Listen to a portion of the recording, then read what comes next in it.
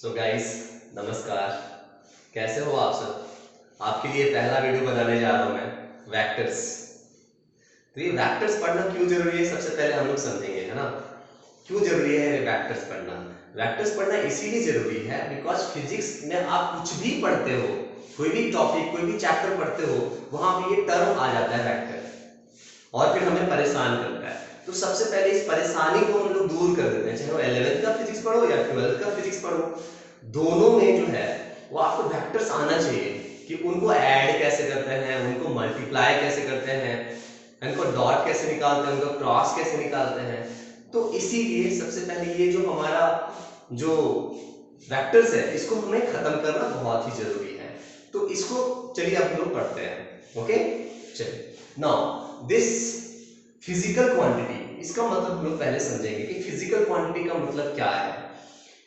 कुछ भी टर्म अगर आप फिजिक्स में सुन रहे हो ना, कुछ भी टर्म, जैसे कुछ भी मैंने बोला, डिस्टेंस बोला, डिस्प्लेसमेंट बोला, फोर्स बोला, कुछ भी बोला, टॉर्क बोला, मोमेंटम बोला, कुछ भी एक टर्म मैं बोल रहा हूं, एनर्जी बोला, तो ये टर्म जो है जो फिजिक्स में यूज होता है उसको हम बोल देंगे physical quantity. Okay, now this physical quantity is, है ना, divided into two parts. The first one is scalar physical quantity and the second one vector physical quantity। तो स्केलर के बारे में थोड़ा सा बस हम लोग समझते हैं कि क्या होता है, उसके बाद हम लोग समझेंगे कि वेक्टर्स के बारे में कि ये क्या होता है। इसको हम डिटेल्स में पढ़ेंगे, 2-3 क्लास में इसको हम खत्म करेंगे वेक्टर्स क्या होता है। तो सबसे पहले हम स्केलर समझ लेते हैं कि क्या होता है। कोई भी एक ऐसा फिजिकल क्वांटिटी जिसको बताने के लिए, जिसको एक्सप्रेस करने के लिए आपको कोई डायरेक्शन की जरूरत नहीं पड़ेगी। आपको there is no need of any direction, आपको बस उसका एक नंबर बोलना है। नंबर मतलब मैग्नीट्यूड हमें सिर्फ उसका बोलना है। जैसे लेंथ, किसी लेंथ, ये जो मार्कर इसका मैं लेंथ बोल रहा हूं, तो मैं ये बस इसका लेंथ बोल दूंगा कि 20 सेंटीमीटर है या 2 सेंटीमीटर है, कुछ भी। मैं ये नहीं बोलूंगा कि किस डायरेक्शन में 2 सेंटीमीटर है। मतलब इसको बताने के लिए, लेंथ को बताने के लिए, टाइम को बताने के लिए, मास को बताने के लिए, ये सब जो नाम मैं ले रहा हूं इनको बताने के लिए कोई डायरेक्शन की जरूरत नहीं होती है। इनके लिए बस एक नंबर काफी होता है। आप एक नंबर बोलो बस, no need of direction to express that, है ना। तो scalar quantities are those physical quantities जिनके पास सिर्फ मैग्नीट्यूड होता है, कोई डायरेक्शन नहीं होता है। अगर डायरेक्शन होगा तो हम यहां आ जाएंगे, वेक्टर्स में आ जाएंगे कि वेक्टर्स के पास मैग्नीट्यूड भी होता है और डायरेक्शन भी होता है। एक और चीज होता है जो उनको ओबे करना होता है, उनको फॉलो करना होता है। वो चीज भी हम लोग सीखेंगे कि वो क्या चीज होता है, एक लॉ होता है, वो हम सीखेंगे, डिटेल्स में जानेंगे। बट इतना सिंपल सा समझ लो कि स्केलर हम उनको बोलेंगे जिनके पास सिर्फ मैग्नीट्यूड होता है, कोई डायरेक्शन नहीं होता है। ओके, नाउ हम आगे बढ़ते हैं, आगे समझते हैं। तो अब इसके एग्जांपल से मैंने बोला, सिर्फ मैंने इसको बोला, इसको थोड़ा सा मैं यहाँ एक्सप्लेन कर देता हूँ कि इसके पास बस डायरेक्शन होता है, नहीं होता है, सॉरी, इसके पास डायरेक्शन जो है वो नहीं होता है, इसके पास डायरेक्शन होता है ना। तो इसके पास जो होता है वो सिर्फ क्या होता है, इसको हम बोलेंगे सिर्फ मैग्नीट्यूड होता है। ये वर्ड से आप घबराना मत, ये मैग्नीट्यूड का मतलब क्या है। मैग्नीट्यूड का मतलब एक नंबर है। स्केलर में जो मैग्नीट्यूड है वो पॉजिटिव भी हो सकता है, नेगेटिव भी हो सकता है। लेकिन अगर हम वेक्टर में बात करेंगे कि वेक्टर का मैग्नीट्यूड तो हमेशा बोलेंगे कि प्लस होता है। ओके, तो चलिए वेक्टर के मैग्नीट्यूड के बारे में हम, तो डायरेक्शन तो इसके पास होता है और इसके पास मैग्नीट्यूड भी होता है, मैग्नीट्यूड भी होता है। और एक और चीज होता है कि इसको एक लॉ ओबे करना होता है। कुछ एग्जांपल्स हम लोग कर लेते हैं। सपोज एग्जांपल इसका कर दिया मैंने, सबसे पहला आपको एग्जांपल दिया था लेंथ, डिस्टेंस, डिस्टेंस आप दे सकते हो, स्पीड दे सकते हो, आप वर्क दे सकते हो। इन सब क्वांटिटीज को डिफाइन करने के लिए एनर्जी दे सकते हो, पावर दे सकते हो, मास दे सकते हो। तो इन सब क्वांटिटीज को डिफाइन करने के लिए डायरेक्शन का जरूरत नहीं है। हमें सिर्फ क्या है, हमें सिर्फ एक नंबर चाहिए, मैग्नीट्यूड चाहिए, बस। ओके, तो ये स्केलर क्वांटिटीज हमारा खत्म होता है, इसके बारे में हम ज्यादा डिटेल से नहीं सीखेंगे। अब हम इसके बारे में डिटेल्स में सीखेंगे कि वेक्टर्स क्या होता है। तो मैंने क्या बोला आपको कि वेक्टर्स के पास 3 क्राइटेरिया होना चाहिए। जो फिजिकल क्वांटिटीज हैं उनके पास अगर ये 3 क्राइटेरिया हुआ तो आप समझ जाना कि वो वेक्टर है। सबसे पहला मैग्नीट्यूड तो होना ही चाहिए। कोई भी फिजिकल क्वांटिटी है मतलब उसके पास मैग्नीट्यूड होगा ही होगा। सो मैग्नीट्यूड तो होना ही चाहिए। And the second thing is direction भी होना चाहिए। बट ये सफिशिएंट कंडीशन नहीं है कि मैग्नीट्यूड भी है और डायरेक्शन भी है लेकिन ये वेक्टर है। यहाँ पे एक एक्सेप्शन आ जाता है। नहीं, इलेक्ट्रिक करंट के पास मैग्नीट्यूड भी होता है और डायरेक्शन भी होता है लेकिन ये वेक्टर नहीं है। क्यों नहीं है? क्योंकि ये थर्ड वाला जो क्राइटेरिया मैं बोल रहा हूँ वो उसको फॉलो नहीं करता है। तो थर्ड वाला जो क्राइटेरिया है वही अभी हम लोग समझने जा रहे हैं। थर्ड वाला जो क्राइटेरिया है उसको हम बोलते हैं the rule of vector addition. एक वेक्टर एडिशन करने का एक रूल होता है। स्केलर से 2 + 3 आपने ऐड किया ना, तो इसमें कोई रूल नहीं है, आपने जो बचपन से सीखा वही आपने कर लिया, रियल नंबर्स को जैसे हम ऐड करते हैं। बट वेक्टर्स को ऐड करने के लिए क्या होता है, वहां पे वेक्टर्स को जब आप ऐड करोगे तो वहां एक रूल को ओबे करना पड़ेगा। जैसे तैसे उनको आप ऐड नहीं कर सकते, उनका जो दुनिया है वेक्टर्स का वो अलग ही होता है। तो एक ट्रायंगल रूल करके एक होता है वेक्टर एडिशन में, और एक उसी तरह से होता है पैरेललोग्राम रूल। मतलब एक ट्रायंगल बना के हमें रूल ओबे करना है, वहां पे डिटेल्स में सीखेंगे आगे। एंड पैरेललोग्राम मतलब पैरेललोग्राम हम बनाएंगे। वो पैरेललोग्राम जो है बना के उसका डायगोनल खींचेंगे तो हम बोलेंगे कि दो वेक्टर्स को मैंने ऐड कर दिया या सब्ट्रैक्ट कर दिया। तो वो रूल ओबे अगर कर रहा है, मैग्नीट्यूड, डायरेक्शन एंड रूल ओबे अगर वो कर रहा है तो हम बोलेंगे कि वो क्या है, वेक्टर।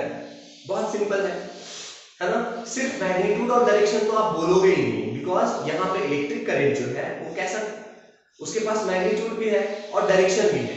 जैसे एक वायर में करंट जा रहा है तो 2 एम्पीयर का करंट जा रहा है, इस डायरेक्शन में जा रहा है, तो हम नहीं बोलेंगे इलेक्ट्रिक करंट वेक्टर है, गलत हो जाएगा यहाँ पे। क्यों? क्योंकि ये थर्ड वाला जो रूल है ना, थर्ड वाला जो क्राइटेरिया है वो ओबे नहीं कर रहा है।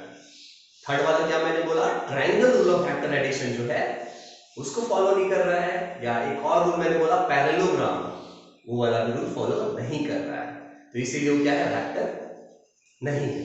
ओके, चलिए अब हम लोग आगे समझते हैं कि वेक्टर्स को हम रिप्रेजेंट कैसे करते हैं। अब हमारा जो टॉपिक है वो होगा, वो सिर्फ वेक्टर होगा। Now the topic is vectors, है ना, वेक्टर्स।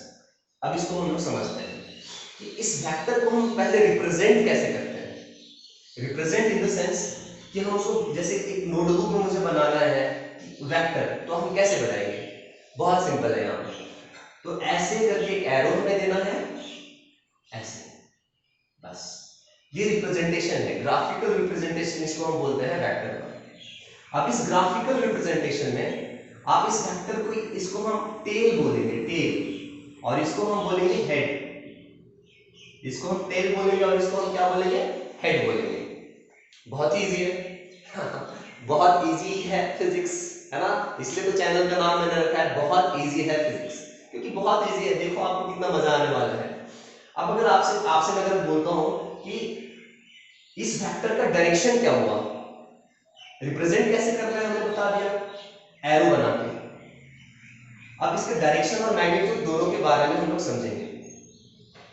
पहला चीज है डायरेक्शन। इसका डायरेक्शन जो होगा टेल से हेड के डायरेक्शन में होगा, ऐसे ऐसे है तो हम बोलेंगे इसका डायरेक्शन इधर है, ये टेल है और ये हेड है, ऐसे होगा। ओके, एक सेकेंड थोड़ा सा। यहाँ पे हम रिप्रेजेंटेशन सीख रहे हैं कि वेक्टर्स को हम रिप्रेजेंट कैसे करते हैं। किसी वेक्टर को रिप्रेजेंट करने का मतलब है कि उसको आप एक एरो से रिप्रेजेंट करोगे। आप अपने नोटबुक में जब रिप्रेजेंट करोगे तो उसको एक एरो से रिप्रेजेंट करोगे। उस एरो का आपको मानना है कि एक टेल होता है और एक हेड होता है, टेल होता है, हेड होता है। तो उसका जो डायरेक्शन हम समझेंगे, वेक्टर का जो डायरेक्शन हम समझेंगे, टेल से हेड समझेंगे। ये डायरेक्शन के बारे में मैंने बता दिया। नाउ मैग्नीट्यूड के बारे में आपको मैं समझा रहा हूं बहुत ही अच्छे से कि जो एरो मैंने बनाया है, अब इस एरो का कितना लेंथ है, कितना बड़ा है ये या कितना छोटा है, तो हम बोलेंगे उसका मैग्नीट्यूड जो है उसकी लेंथ पे डिपेंड करता है। मतलब जो आप वेक्टर रिप्रेजेंट किए हो उसका कितना लेंथ होगा उस पर डिपेंड करता है कि इसका मैग्नीट्यूड कितना है। ओके, तो सपोज मैंने आपको बोला कि इसको लिखते भी कैसे होगी मैं बताता हूं। ए लिखा मैं, इसके ऊपर छोटा सा एरो दे देंगे हम, छोटा सा एरो, तो उसको पढ़ेंगे हम, this will be read as a vector. Now अगर मैं एक और वेक्टर बनाता हूं बी वेक्टर ऐसे, तो इस ए वेक्टर और इस बी वेक्टर में अगर मैं बोलता हूं कि दोनों में से लेंथ किसका बड़ा है और किसका छोटा है, तो कोई भी बता सकता है, अंधा भी बता सकता है किसका बड़ा है और इसका छोटा है ना। तो जिसका लेंथ बड़ा है हम बोलेंगे मैग्नीट्यूड उसका बड़ा है, और जिसका लेंथ छोटा है उसको हम बोलेंगे मैग्नीट्यूड जो है उसका छोटा है। अब बात ये आता है कि हम मैग्नीट्यूड लिखते कैसे हैं, है ना, how to write the magnitude. तो जस्ट आप ए वेक्टर ऐसे लिखा ना, इसके ऊपर आप ऐसे दे दो, मॉड दे दो बस, और या सिर्फ क्या करो, ए जो है लिख के इसके ऊपर एक छोटा सा जो एरो रहता था इसको आप हटा दो ऐसे। तो मैग्नीट्यूड लिखने के दो तरीके हैं, या तो वेक्टर लिख के आप मॉड डाल दो, उसको मैग्नीट्यूड बोलेंगे, या फिर आप क्या करो, उसके ऊपर का जो वेक्टर है उसको आप हटा दो, सिर्फ ए लिखो या सिर्फ बी लिखो, तो उसको भी हम बोलेंगे कि वो क्या है, मैग्नीट्यूड है। ओके, चलिए अब हम लोग समझते हैं। तो इस केस में अगर मैं आपको बोलता हूं कि मैग्नीट्यूड ऑफ ए और मैग्नीट्यूड ऑफ बी में क्या रिलेशन है, तो आप बोलोगे मैग्नीट्यूड ऑफ ए ऐसे लिखते हैं, मैग्नीट्यूड ऑफ ए लिख के, ए वेक्टर लिख के यहां मॉड देते हैं, इज ग्रेटर देन, है ना, मैग्नीट्यूड ऑफ बी। बहुत ही सिंपल है, जैसे मैं बोलता हूं बहुत इजी है, बहुत ही सिंपल है ना। ओके, नाउ एक और ऐसे भी लिख सकता हूं मैं, a ग्रेटर देन b, ऐसे भी लिख सकता हूं, है ना। ओके, सो हमने समझ लिया कि मैग्नीट्यूड कैसे लिखना है, और मैग्नीट्यूड समझना किसको है वो भी हम लोग समझ सकते हैं। इस मार्कर को आप देख सकते हो, इस मार्कर में जिधर कैप है उसको आप समझ सकते हो, उधर एरो का डायरेक्शन है, इधर टेल हेड है और इधर टेल है। तो अगर मैं आपसे पूछूंगा इसका मैग्नीट्यूड कितना है, तो आप बोलोगे सर इसका लेंथ, इसका कितना लेंथ है, इसका मतलब मैग्नीट्यूड होगा, है ना। और डायरेक्शन क्या होगा आपको मैं बता दिया, टेल से हेड होगा, डायरेक्शन टेल से हेड होगा। तो बात ये आता है, नेक्स्ट टॉपिक जो हमारा आता है कि हम दो वेक्टर्स को इक्वल कब बोलेंगे। टॉपिक है आपका, है ना, इक्वालिटी ऑफ टू वेक्टर्स, है ना, when two vectors are said to be equal. दो वेक्टर्स को हम इक्वल कब बोलेंगे, तो इट्स वेरी सिंपल, उनको हम आइडेंटिफाई कैसे कर रहे हैं, मैग्नीट्यूड से और डायरेक्शन से। मेरा हमशक्ल कब होगा कोई और, जब मेरे जैसा दिखेगा, मेरे जैसा हाइट होगा, तभी हम उसको बोलेंगे मेरा हमशक्ल है। सिमिलरली आपको ऐसे ही सोचना है, क्या सोचना है कि दो वेक्टर्स को हम, सपोज ये वेक्टर यहाँ पे ऐसे है और एक और वेक्टर ऐसे है ना, हम बोलेंगे इनका डायरेक्शन भी सेम होना चाहिए और मैग्नीट्यूड भी सेम होना चाहिए, है ना, तब हम बोलेंगे both vectors are equal vectors. It's very simple. So a vector mod must be equal to the b vector mod, इसका मतलब है magnitude of a vector is equal to magnitude of b vector, and direction भी दोनों का same होना चाहिए, बस magnitude नहीं, डायरेक्शन भी सेम होना चाहिए। तो ये देखो ऐसे है, ये भी ऐसे ही है, मतलब डायरेक्शन भी सेम है, मैग्नीट्यूड भी सेम है, इसीलिए हम बोलेंगे a vector is equal to b vector because both are equal. Equality of vector हो गया। अब इक्वालिटी कब नहीं होगा, जब मैग्नीट्यूड और डायरेक्शन में से कुछ भी सेम नहीं होगा। अगर मैग्नीट्यूड मान लो सेम है तो हम बोलेंगे कि, और डायरेक्शन सेम नहीं है तो हम बोलेंगे कि they are not equal vectors. बहुत ही सिंपल है। चलिए आगे हम लोग करते हैं नेक्स्ट चीज है आपको यहां जो समझना है वेक्टर्स में, वो समझना है कि अगर आप किसी वेक्टर को सपोज मान लेते हैं हमारे पास ए वेक्टर है, तो इसका मैग्नीट्यूड मतलब इसका लेंथ, डायरेक्शन मतलब मैं फिर से बता रहा हूं टेल से हेड ऐसे। अब इसका मैग्नीट्यूड आपको समझ में आ रहा है, डायरेक्शन भी समझ में आ रहा है। अब इस वेक्टर को हम मल्टीप्लाई कर रहे हैं किसी एक नंबर से। तो टॉपिक यही है, when a vector is multiplied by a number, है ना, तो जैसे हम किसी नंबर से मल्टीप्लाई करेंगे तो क्या क्या होगा सब हमें समझना है। से फॉर एग्जांपल सपोज मैं एक नंबर ले रहा हूं 2 और मैं मल्टीप्लाई कर रहा हूं 2 से 2a वेक्टर, ऐसे आ गया ना। तो ये जो आया, सपोज इसको नाम दे दिया मैं b वेक्टर, तो ये क्या आया इसको हमें पूरा समझना है। कैसे समझेंगे हम लोग, a वेक्टर आपको दिख रहा है यहाँ पे, इसका मैग्नीट्यूड आपको दिख रहा है, इसका लेंथ 2 से मैंने मल्टीप्लाई कर दिया, तो क्या होगा, जितना भी इसका मैग्नीट्यूड है, इसका जो मैग्नीट्यूड है डबल हो जाएगा और डायरेक्शन सेम रहेगा। मतलब हम ऐसे कुछ बना सकते हैं 2a वेक्टर, मैग्नीट्यूड मैंने डबल कर दिया ऑलमोस्ट, एंड डायरेक्शन उसी डायरेक्शन में है। सपोज मैं बोला आपको कि प्लस नंबर से मल्टीप्लाई कर रहा हूं 2 से, डिवाइड करके, हाफ से मैं तो मल्टीप्लाई किया, मैं 2 से डिवाइड कर दिया यहाँ पे, तो इस वेक्टर को हम कैसे समझेंगे? एक ऐसा वेक्टर होगा जिसका मैग्नीट्यूड ए के मैग्नीट्यूड से आधा होगा, हाफ होगा। तो वो कैसे हम बनाएंगे? यहाँ पे ये वेक्टर का मैग्नीट्यूड देखो इतना लंबा है, लेंथ इसका इतना लंबा है, तो हाफ मतलब आप ऐसे हाफ बना दो और इसको लिख दो, this is a vector by 2। Similarly आप सोचो कि अगर किसी वेक्टर को 1 से मैंने मल्टीप्लाई कर दिया, ये वेक्टर को मैंने 1 से मल्टीप्लाई कर दिया, तो आप किसी वेक्टर को 1 से मल्टीप्लाई करोगे तो वेक्टर का मैग्नीट्यूड चेंज नहीं होगा और डायरेक्शन तो पहले भी चेंज नहीं हो रहा था। All these are parallel vectors, सारे वेक्टर्स जो है वो क्या है? पैरेलल वेक्टर्स है। ओके, तो हमने सीख लिया कि किसी भी वेक्टर को अगर हम एक पॉजिटिव नंबर से मल्टीप्लाई करते हैं, हम दो केस ले सकते हैं यहाँ पे। Case A, when the number जिसको हम लैम्डा बोल रहे हैं, एक नंबर है जो पॉजिटिव नंबर है। पॉजिटिव नंबर मतलब 0 से आगे कोई भी नंबर आप ले सकते हो, 1 2 3 4 5 5/2 1000 कुछ भी आप ले सकते हो। So this is lambda. See if the lambda is positive, तब के केस में आपको दो चीज याद रखना है कि जैसे आपने लैम्डा से मल्टीप्लाई कर दिया ए वेक्टर को, तो आपको मिला लैम्डा ए वेक्टर, आपको मिला lambda A vector. And this lambda A vector जो है वो भी एक वेक्टर है। 2 से आपने मल्टीप्लाई किया था तो ये भी एक वेक्टर मिला। सबसे पहला चीज आपको याद रखना कि आपको मिलेगा वेक्टर। उस वेक्टर का जो मैग्नीट्यूड है वो लैम्डा टाइम्स मैग्नीट्यूड ऑफ ए से, लैम्डा टाइम्स में इसीलिए बोल रहा हूं, 2 से मल्टीप्लाई तो 2 टाइम्स उसका मैग्नीट्यूड बढ़ जाएगा। किसका? इसका। जैसे 2a वेक्टर है ना, यहाँ पे 2 से मैंने मल्टीप्लाई किया तो इसका मैग्नीट्यूड डबल हो गया। मैग्नीट्यूड डबल होना मतलब लेंथ डबल हो जाना। एंड लास्ट जो है डायरेक्शन, डायरेक्शन में कोई फर्क नहीं पड़ता। मतलब जिस डायरेक्शन में कोई वेक्टर है, अगर आप पॉजिटिव नंबर से मल्टीप्लाई करते हो तो जिस डायरेक्शन में वेक्टर है उसी डायरेक्शन में आपको एक और वेक्टर मिलेगा, बस उसका मैग्नीट्यूड चेंज हो जाएगा। कितना टाइम्स मैग्नीट्यूड चेंज हो जाएगा? Lambda times. जैसे 2 से मल्टीप्लाई करोगे तो 2 टाइम्स चेंज हो जाएगा, 3 से मल्टीप्लाई करोगे तो 3 टाइम्स चेंज हो जाएगा, 1 से मल्टीप्लाई करोगे तो 1 टाइम्स चेंज तो होगा नहीं, इक्वल हो जाएगा वो। तो ये हमारा केस 1 हो गया when the lambda is positive. अब सेकंड केस में हम समझ सकते हैं कि जब लैम्डा नेगेटिव होगा, तो पॉजिटिव नंबर हमने ले लिया, 3 केस हमने देख लिया। नेगेटिव नंबर से अगर हम मल्टीप्लाई करते हैं, तो जब भी आप नेगेटिव नंबर से मल्टीप्लाई करोगे तो जैसे मैग्नीट्यूड बोल रहे थे ना कि उतना टाइम्स बढ़ जाता है, सेम टू सेम यहां पे भी होगा कि मैग्नीट्यूड उतना टाइम्स बढ़ जाता है।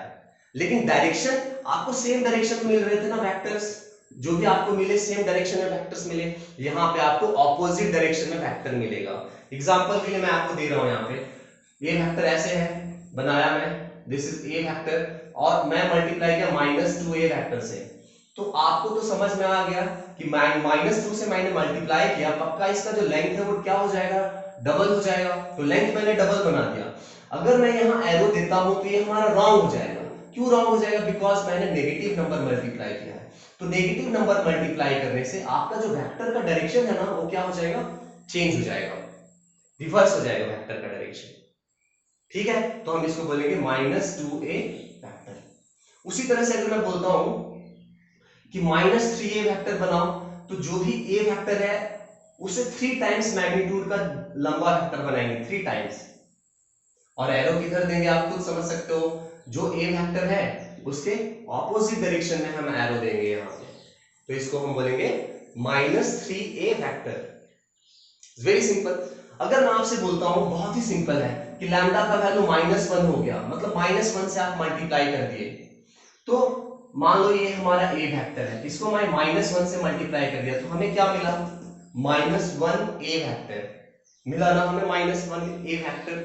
सो ये -1 वेक्टर क्या है उसके बारे में हम समझेंगे कि जो इसका मैग्नीट्यूड था पहले, अभी भी उतना ही मैग्नीट्यूड होगा, और नेगेटिव से मल्टीप्लाई करने से क्या होता है? डायरेक्शन रिवर्स हो जाता है, चेंज हो जाता है ना? आपको अच्छे से समझ में आ रहा है? उतना ही लेंथ का मैंने बना दिया और बस एरो में ऐसे चेंज कर दिया। इसी को हम बोलते हैं नेगेटिव ऑफ ए वेक्टर। इसी को हम बोलते हैं कि means negative of A vector, मतलब किसी भी वेक्टर का नेगेटिव फैक्टर फाइंड करने का मतलब यही होता है कि जो भी वेक्टर आपको मिला है उसके ऑपोजिट डायरेक्शन में जो आपको वेक्टर मिलेगा उतना ही मैग्नीट्यूड का, उसको हम बोलते हैं नेगेटिव वेक्टर।